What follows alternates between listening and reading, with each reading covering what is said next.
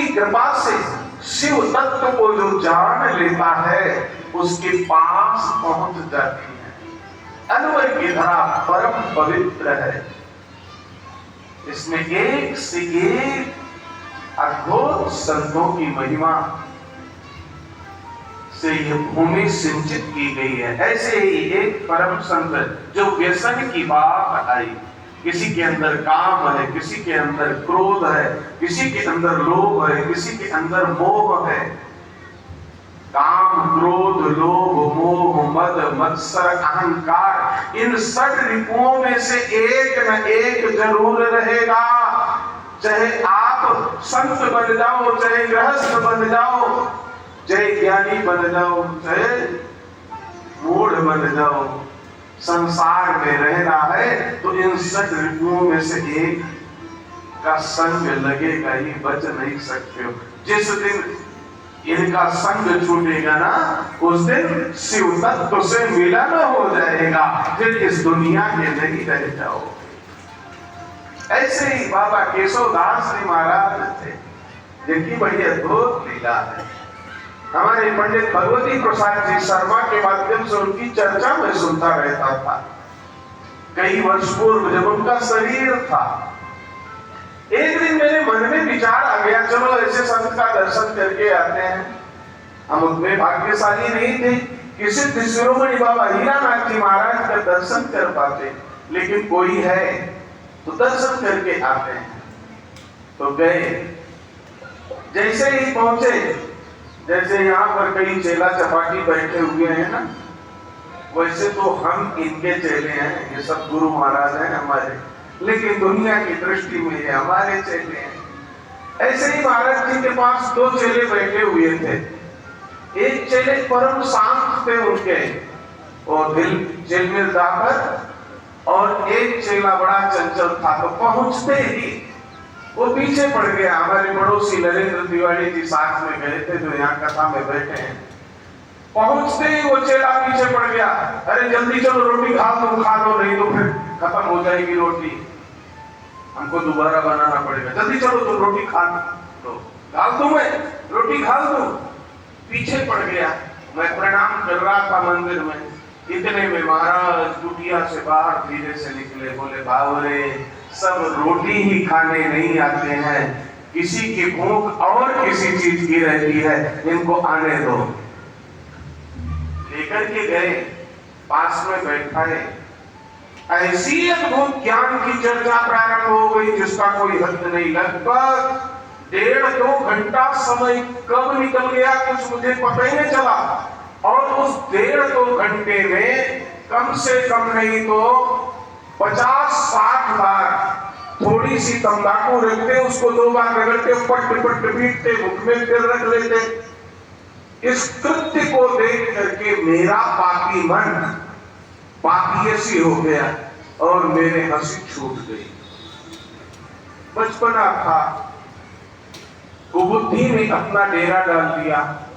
वो ज्ञान चर्चा को बंद करके जो शिव मूर्ति थे, शांत मूर्ति थे, एकदम से आंखों में अंगारे प्रकट हो गए, शरीर कांपने लगा, क्रोध से भर गए। बोले मूर्ख कहीं का, चल भाग जा यहां से। मैं तो कुछ समझ करके तुझे कुछ देने वाला था, लेकिन तू तो केवल मेरे व्यसन को देखा, मेरे तप को नहीं देखा। मैं कौन हूं ये नहीं पहचाना, मुझे मनुष्य ही माना। बाल बुद्धि चरणों में धड़ाम से गिर पड़ा। कहा नहीं कुछ, लेकिन हंसने मात्र से पहचान गए कि इसके मन में क्या है। अंतर्यामी होते हैं साधु संतों के, कभी व्यसन को देख करके मत हंसना। आज भी हीरानाथ जी बाबा की इस तपस्थली पे आओ, पता नहीं कौन कैसा है, उसकी कर्म उनके साथ, आपके कर्म आपके साथ। आप पूज्य भाव से, आदर भाव से आओ। नहीं, ये सिर्फ तपस्थली है। यहाँ पर आपके मन में विकार आ गया तो आपको आशीष की जगह पर श्राप मिल जाएगा। इसलिए सावधान रहना। आपको संतों की महिमा बता रहा हूं। बाबा केशवदास जी महाराज को घंटों प्रार्थना करने के बाद बड़ी कृपा अनुग्रह हो गई, शांत हो गए और बोले अब देख, अभी तक ज्ञान तत्व बता रहा था, अब दृष्टि तत्व से आप तुझको बता रहा हूं कि तू क्या है।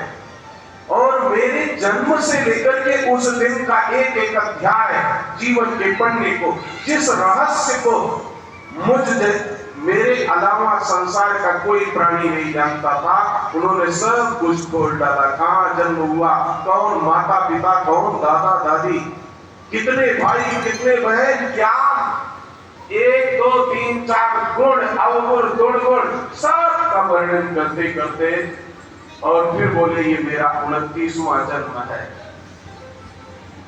आज के ठीक 1 महीने 3 दिन बाद मैं शरीर छोड़ दूंगा, अब तू जा यहां से, अब मिलन नहीं होगा। और ठीक 35 दिन बाद बाबा केशवदास जी ने अपने इस शरीर को त्याग कर दिया। तो बात बता रहा था कि व्यसन तो कोई न कोई रहेगा, लेकिन ये मेरे अंदर है, ये स्वीकारोक्ति ही मानवता है। और अगर किसी को दूषण को भूषण मान लिए तो यही असुरता हो जाती है। मनुष्य में मानव में और दानव में कोई विशेष अंतर नहीं है। मेरे अंदर ये दुर्गुण है, ये स्वीकार कर लो तो आप ही मनुष्य बन जाओगे। और दूषण को भूषण मान लिए तो आप ही राक्षस बन जाओगे। आज चंचुला को यह भान हो गया कि मेरे द्वारा अपराध हुआ है और अपराध बोध हो गया, प्रायश्चित करने का उसने ठान लिया।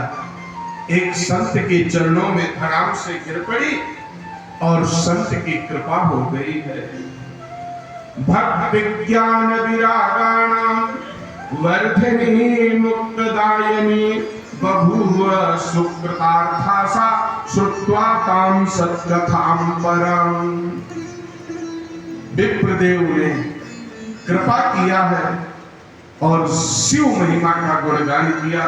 भक्ति ज्ञान वैराग्य पूर्ण शिव की वाणी श्रवण कराई है और शिव का अनुग्रह प्राप्त हुआ उसको।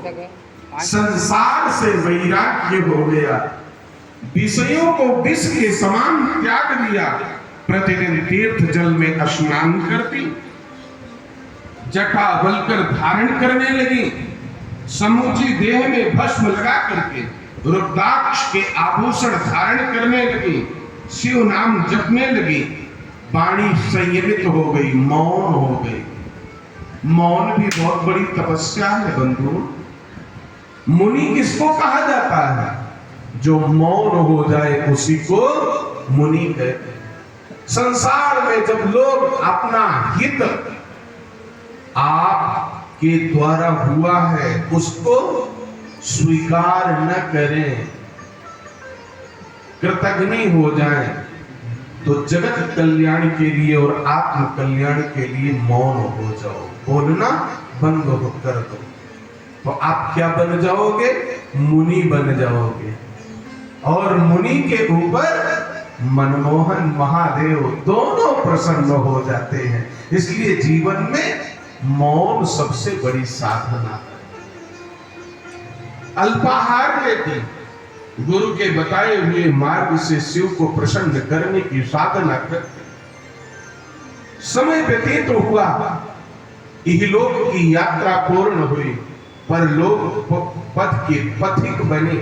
और जैसे ही उसकी आत्मा ने काया कलेवर का त्याग किया, 3 प्रकार का शरीर है हमारा, स्थूल सूक्ष्म और कारण। स्थूल शरीर ये है बंधुओं, और सूक्ष्म शरीर यमलोक की यात्रा के लिए इतना छोटा, अंगुष्ठ से भी छोटा निकलता है।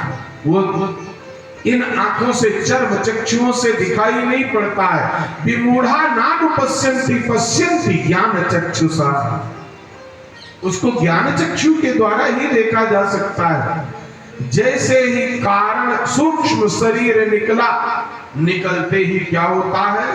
विमानं द्रुतमायान्तं प्रेषितं त्रिपुरारिणा दिव्यं स्वगण संयुक्तं नाना शोभा समन्वितं अथ तत्र समारूढ़ा महेशानुचरैर्वरैः नीता शिवपुरीं सद्यो भस्त सर्वतमलाचसा दिव्य रूपा रूपधरा दिव्यावयवशालिनी चंद्रार्धशेखरा गौरी विलसत दिव्य भूषणा।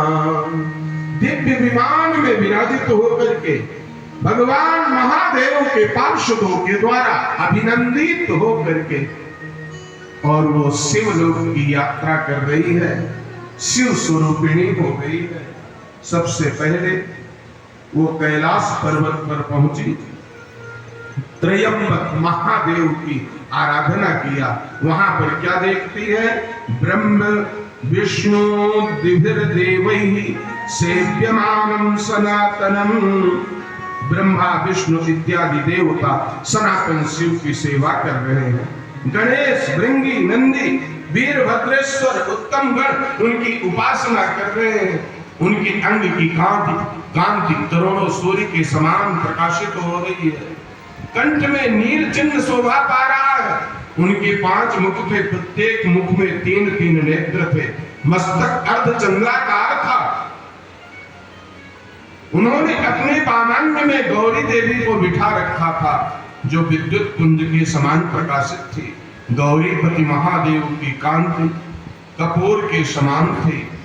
उन्होंने सभी अलंकार धारण कर रखे थे। उनका सारा शरीर श्वेत भस्म से भासित था। शरीर पर श्वेत वस्त्र शोभा पा रहे थे। वे अत्यंत उज्ज्वल वर्ण के थे। हाथ जोड़ करके उस देवी ने भूत भावन भोलेनाथ की प्रार्थना किया। कर्पूर गौरम करुणावतारम संसार सारम भुजगेन्द्रहारम सदा वसंतम हृदयारविंदे भवं भवानी सहितं नमामि। भगवान भूत भावन शिव की स्तुति कर रहे थे। उसके निश्चल शिव चरणों में अनुराग को, प्रीति को देख करके भगवती पार्वती का मन उस पर ललचा गया और भोलेनाथ से कहने लगी, इसको मैं अपनी दासी के रूप में स्वीकार कर सकती हूँ क्या? भोले बाबा ने इशारा किया और वो चंचुला वैश्या शिव भक्ति की, शिव की उपासना के परिणाम स्वरूप कैलाश पर्वत में पार्वती की दासी होने का सौभाग्य प्राप्त कर लिया, सखी होने का सौभाग्य प्राप्त कर लिया। दासी में भी सख्य भाव जिसके प्रति हो, और सखी से क्या किया जाता है? मन की बात की जाती है। माता से, पिता से, पति से मन की बातें नहीं निकल पाती हैं, सखी से निकल पाती हैं। एक दिन माता पार्वती ने अपनी सखी चंचुला को बड़ा उदास देखा और उदास चंचुला से कहने लगी, सखी क्या बात है? आज तेरा चेहरा बड़ा उदास लग रहा है, मन बड़ा मलिन है, तू कुछ सोच रही है, तेरे मन में कुछ चिंतन चल रहा है, विचार चल रहा है, बोल ना। बोले, आज मुझे अपने प्रियतम की याद आई है। कुछ भी हो, भला है, बुरा है, कैसा भी है, तेरा पति तेरा देवता है। कहा अरे वो भ्रष्ट हुआ तो हुआ, मैं क्यों भ्रष्ट हुई? पत्नी का तात्पर्य क्या होता है? जो पतन से बचावे उसी का नाम पत्नी है।